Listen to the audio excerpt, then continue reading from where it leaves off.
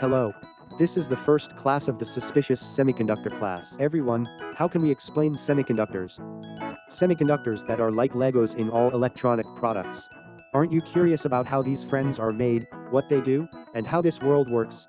The purpose of the lecture is to provide a core lecture that contains only the information necessary for employment. From now on, we will tell you the hard semiconductor story in an easy and fun way. First of all, the basic concepts of semiconductors.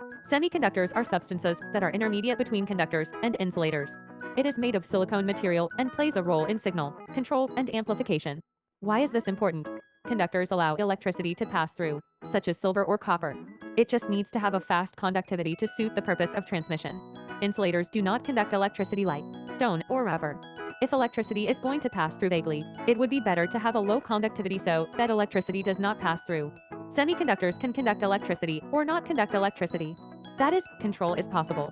With this property, we can calculate or remember by applying to types of digital data, 0 and 1. So the expanded concept of semiconductors becomes the current computer. All that actually makes up a computer are semiconductors. Each semiconductor that makes up a computer has computing power. Therefore, semiconductors can be seen as physical elements that implement this logical world. Semiconductors are designed to mimic the human brain and organs according to the von Neumann structure. For example, the image sensor imitates the eye, and the brain imitates the CPU. Currently, communication, learning, and creation are transcending human thinking or even beyond.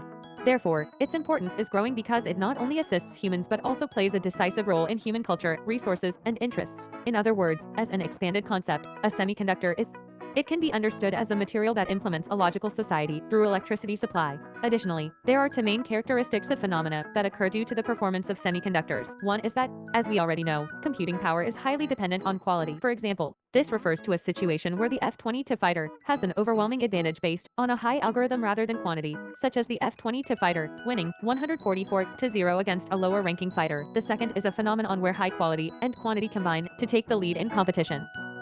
I will tell you the direction of future classes.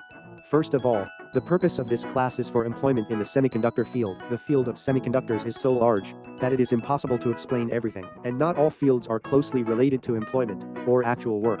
So we will omit content that does not serve our purpose. The main topics to be covered will be: first, the semiconductor process; second, a summary of the most important content and terms in the field; and third, semiconductor issues.